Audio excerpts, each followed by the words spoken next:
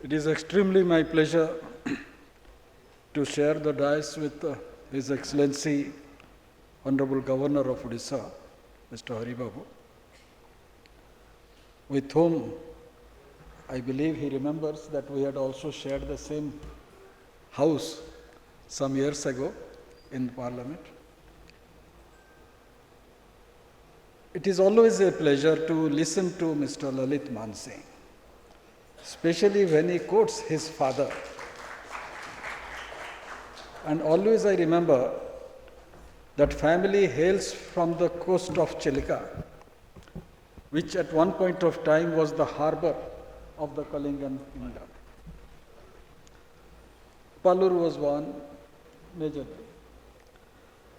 But what I would like to talk about here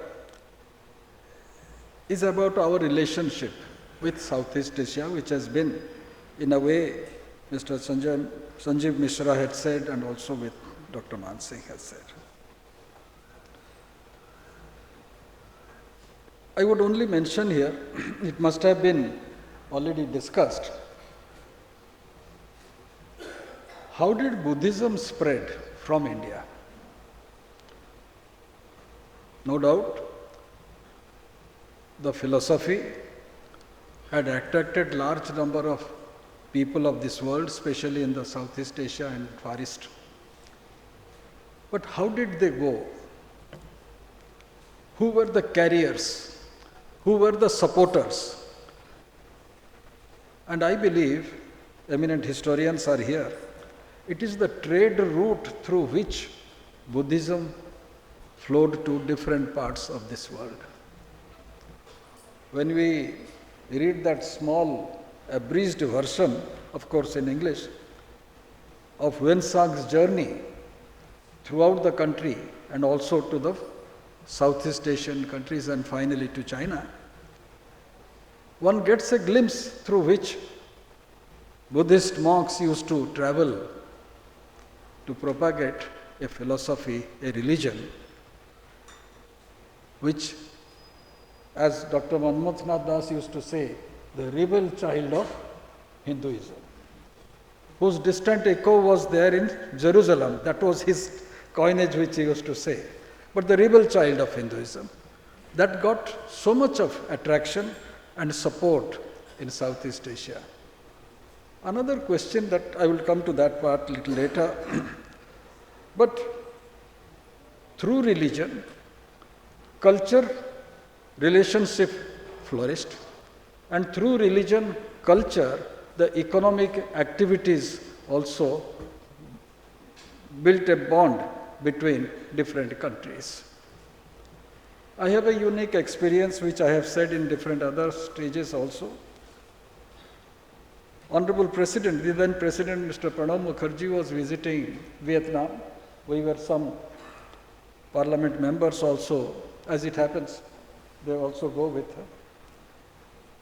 Mr. Dharmendra Pradhan, that time was the Parliamentary Affairs Minister, was the Petroleum Minister. After all our work was over in the evening, at around 8:30 or 9, we thought of going to the streets to enjoy the Vietnam street food. So while going around, I saw, as it happens in Unit 2 market or any other market,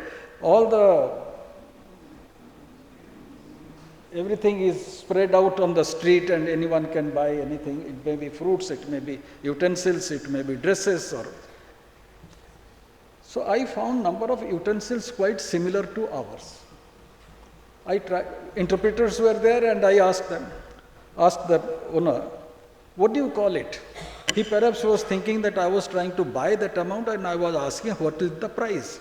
So finally, the interpreter told him, what is that? In their own method, contlopot. I was trying to understand what is he saying. Is it similar to our contillo? He was saying contillo pot. This was in 2014. A Vietnam street vendor who is selling out utensils on the street is saying contillo pot. I got that connection.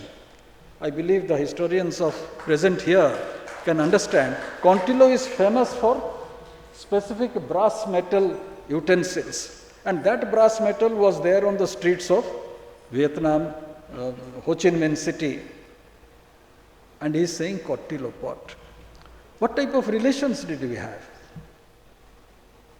It is not only the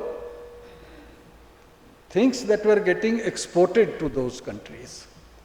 It was also the skill that was also being exported to the countries. And some historians also have come out. Cultivation of paddy was one of the reasons why people from Odisha also went to Sri Lanka and to other places to cultivate paddy so that they will be self-sufficient in food grains.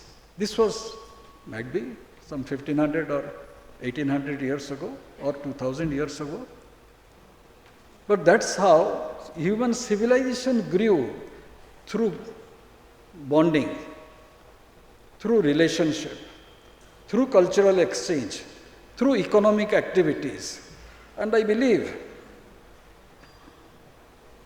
when we talk about Indian maritime culture, I always have said it earlier, in this Indian peninsula, we have Dwarka, which was a flourishing maritime center.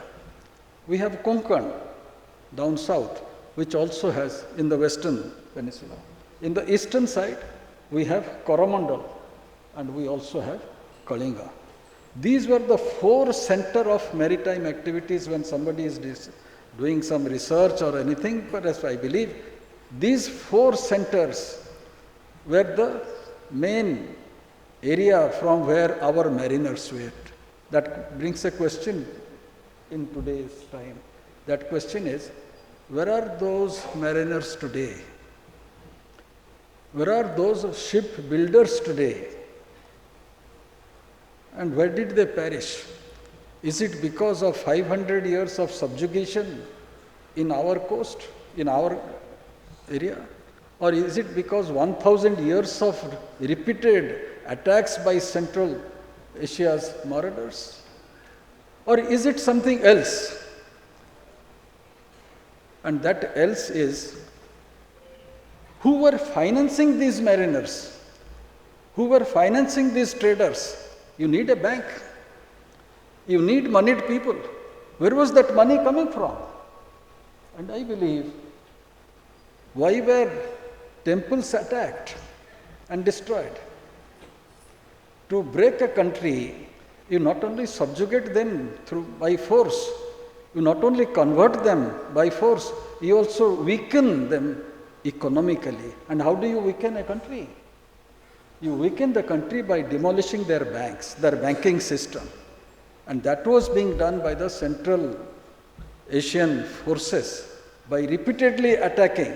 One was conversion, one was destruction of our faith. But the major thing which I believe was destroying the bank. And I believe, historians may agree, may not agree with me, Somnath was a major bank of Dwarka coast. So also Konark also was a major bank, because what does bank signify? How does bank flourish? People have a faith in bank. They trust that their money is safe. Similarly, in a temple, we have faith in the Lord. And we trust any money which will be taken away or will be swindled by, God will punish them. It is both faith and trust through which banks function. And that faith and trust was being repeatedly destroyed. That's why our economy collapsed to finance ships.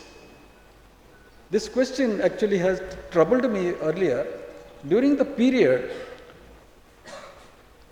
when Arab ships came into Indian Ocean, when European ships came with steam engines came to Indian Ocean, why did we relegated ourselves to the background? We didn't venture to go out to the sea. And how the Arab mariners survived? They survived because they had solid banking system to finance them, which our society did not have that. or in a way collapsed because of that.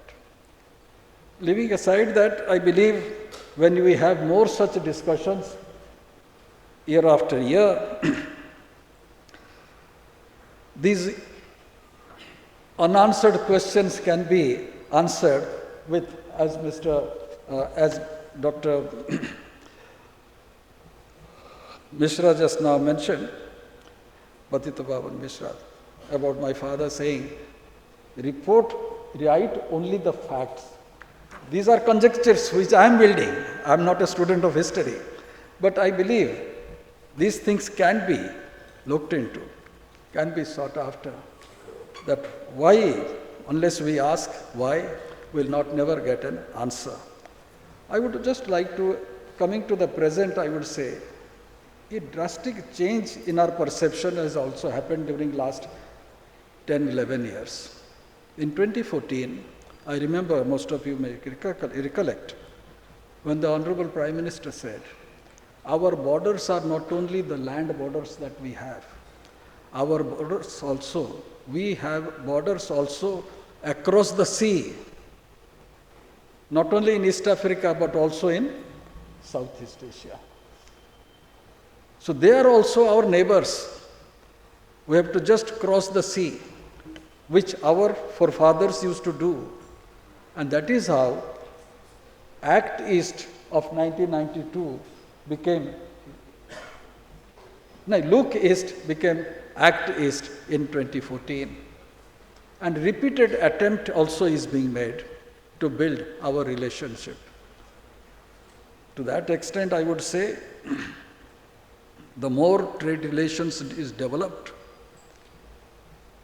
the better it is. Already, many steps have been taken. Our relationship with Philippines, our relationship with Vietnam, our relationship now, an attempt also is being made. Some work has already started, connecting the software route from Singapore to Bhubaneswar. So there will be direct connectivity so that our software engineers sitting here in Bhubaneswar can also interact or can work, keeping Singapore and through Singapore to the American coast. These things can also work out. I'm really, Mr. Sanjeev Mishra is here. He was instrumental, Odisha government was instrumental to uplift the Baliyatra from just a mela to a major trade fair. Cuttack has been observing, I would say Odisha has been observing Baliyatra as a trade fair for years together, for many years. As long as our marine history is there, Baliyatra was there and is continuing to be there. Last year in Baliyatra, around 14 countries' ambassador came, and we are taking it up little further, that how we can build up our trade relationship with them and also attract them to Odisha, and Honorable Chief Minister is taking very great strides to that line. I must also mention in the last, we had attempted, it was under Mr. Lalit Mansing's endeavor of building bridges with Southeast Asian countries. And he's still doing it. Now he has expanded it to Indo-Pacific countries.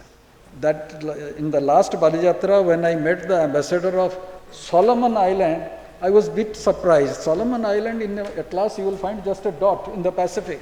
But that ambassador from Delhi had come to Cuttack and was very enthusiastically asking that how come people from India went to Fiji. Of course, that was a recent in the sense 300 or 200 years of British subjugation that the farmers had gone there. But our attempt has been to build trade and commerce to a greater height, and Odisha can contribute to a great extent in that line. And repeatedly, Honorable Prime Minister has been saying, with the growth and development of Odisha, India will prosper. And that is the reason why Odisha has been in the focus of the union government of late, and a lot of investment is happening. Connecting the coast, building through Bharatmala, developing the ports. Today Paradip is the largest revenue earning major port of the country. Dhamra also is one of the, next to Kannada, this is the best private port also is in this coast. So I would believe that Orissa is in a takeoff stage, and in another few years all of us will enjoy the fruits that the investment that is being made by not only the government and also by private players. Thank you very much for listening to me, Krishna.